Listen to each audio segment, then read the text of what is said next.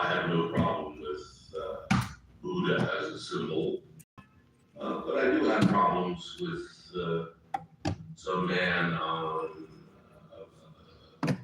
theoretically a cross. I would say it was just a post, who's bleeding and dying for mankind. As Nietzsche said, Jesus would have been a very important figure if he ever got over being an adolescent.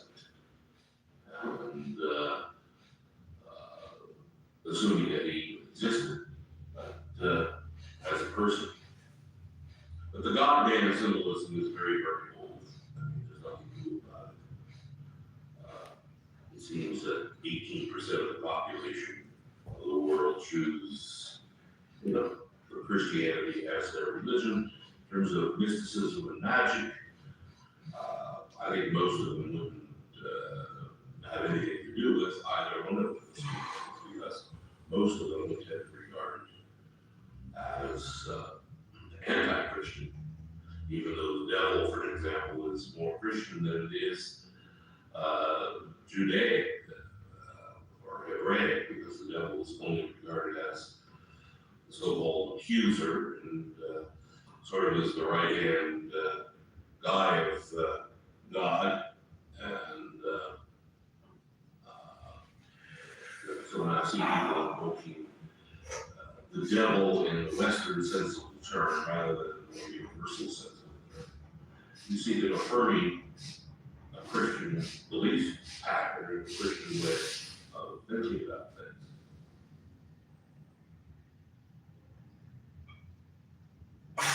But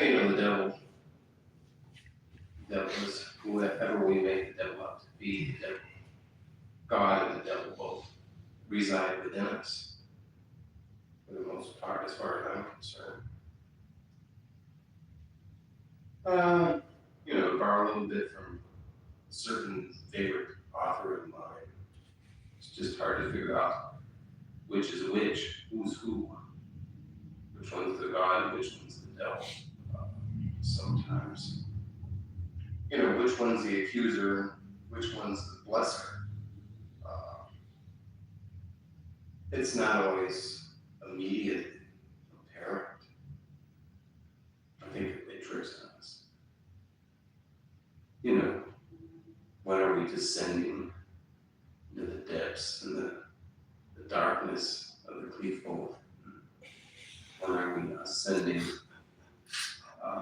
to the successive Zephyros on the tree of life?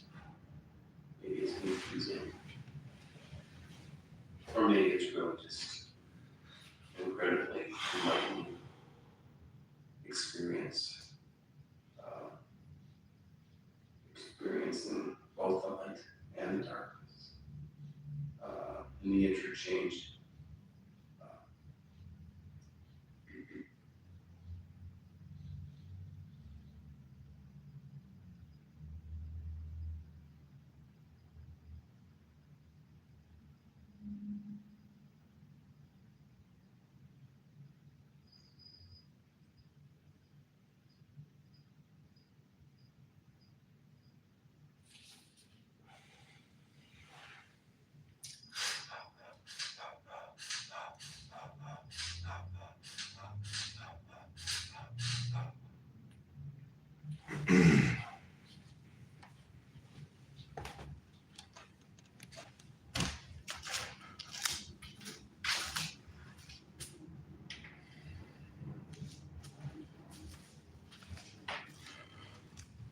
Where and when did you and Israel regarding first meet? I met, I call him Francis. We met in Studio City, California, somewhere in the 1970s.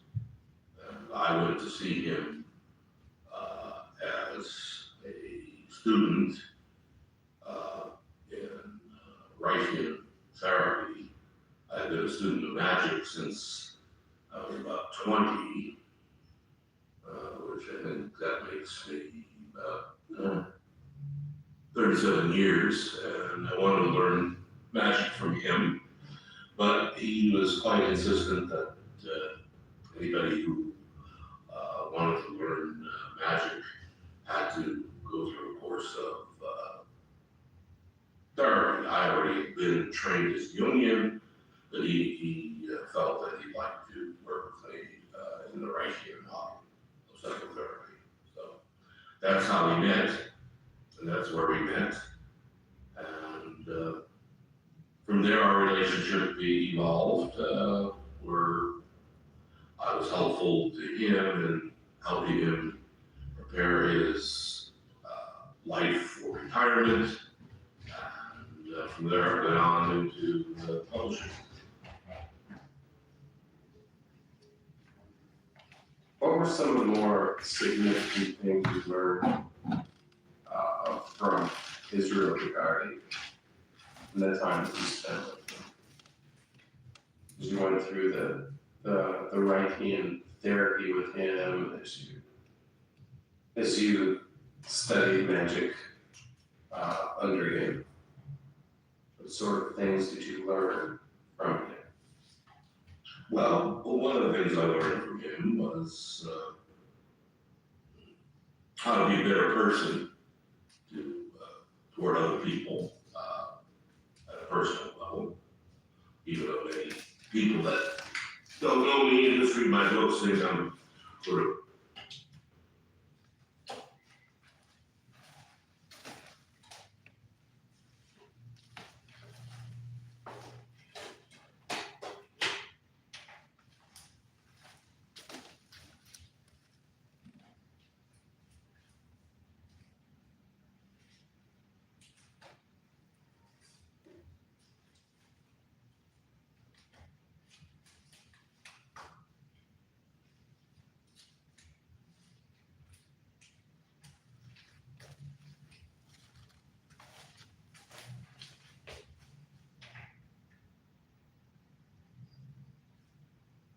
Israel Regardie, as well as Aleister Crowley, both maintained quite adamantly that magic as science should be subjected to the scientific method, should be tested and scrutinized.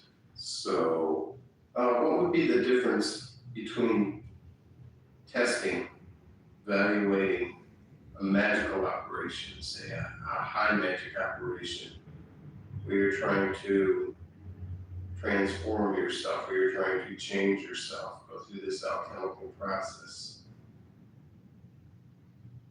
as opposed to, say, the psychoanalytical process of testing the results of continued therapy or whatnot? well, for an example, we'll take therapy first. If you wanted to do a very good job of testing various different methods of therapy, you would randomly assign your patients to different groups, different modalities of therapy. You have control for placebo, you have pre-tests on personality, you have progress tests and post-tests, and then follow-up tests. And then maybe if you have done a very good job, you can come up and show that there is one treatment is better than another after a 6-month follow-up. But as you can see, I'm just touching the surface here, and that's extremely difficult. Those type of things are extremely difficult to do, although they have been done. But they're basically all flawed in a number of different ways, but they're not as flawed as not attempting to do anything to control for time, the time itself, which is called maturation. What's the effect of just time doing nothing on something? So in good experiments, there are placebo controls as well, and both in medicine, chemistry, and in psychotherapy. And magic is extremely difficult to do. first of all, you don't even know for sure what your outcome is. You know, people say, well, you know, I was looking for this, but this happened. Well, how do you know that one is the result of the other? One is the result of the operation? You don't really know that. It's pure wish fulfillment. And that's why Regardi thought that the course of therapy would help people get a handle on their wish fulfillment. In terms of having a good experience, or a positive experience, or an enlightening experience, that is purely on one's own. I mean, you know, you do an Gnostic Mass, for example, and you feel really great afterwards, and you can say, yes, going through these procedures, I felt great. And that's all you can say. You can't say any more.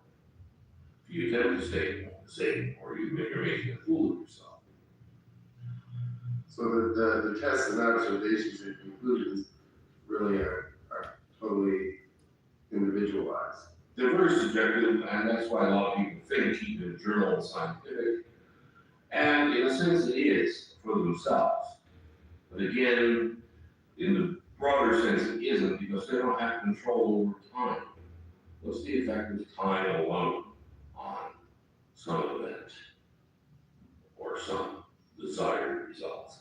When you do experiments in magic to bring something to physical manifestation, that's a big difference. Assuming the audience is not under hypnosis, then you have a number of observers seeing some entity show up into the room. Or if you do a bunch of magical operations to bring money in, and you specify the time, the place, how, this, that, the other. Again, it's not really hard science, but you know, it's flirting with the edges. And that's about the best we really can do, is flirting with the edges. So in essence, you should apply the scientific principle the best way you can, the best way you know how, and hope for the best. And try not to generalize and make yourself sound like you're in charge when you're not. Right. Don't get too arrogant about it. How did Israel regard see magic as something that could improve the quality of somebody's life? Well, Or did he? I think he did. I would say I hope he did. He felt magic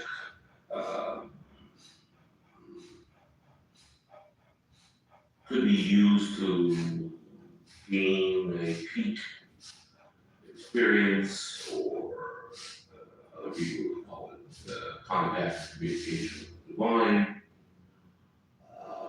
reaching a higher self, the holy guardian angel, or whatever name you choose. He also practiced devotional yoga, bhakti yoga.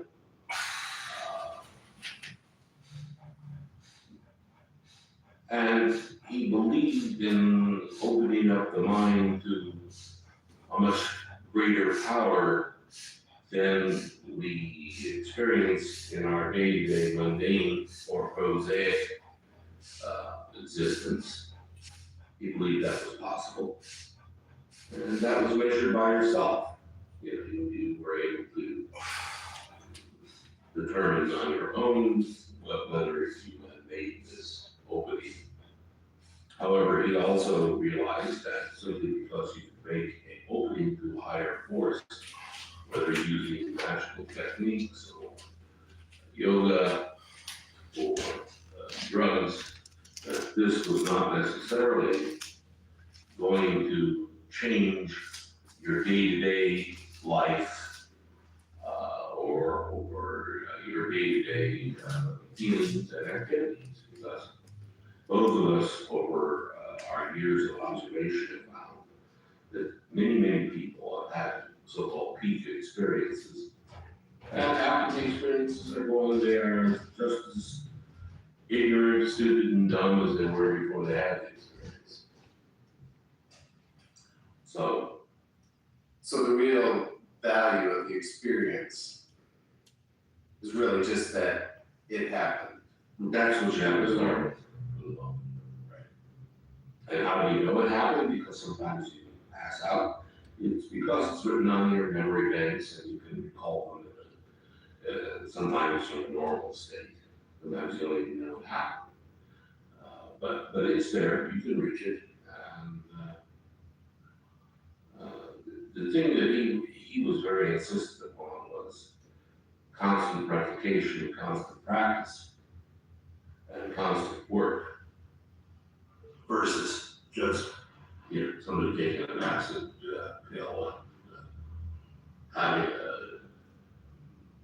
psychedelic experience and then coming back to that normal plane and being the same moron they were before they took it.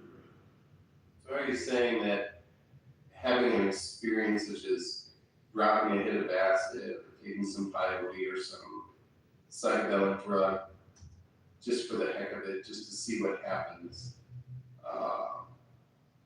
is really like purposeless or?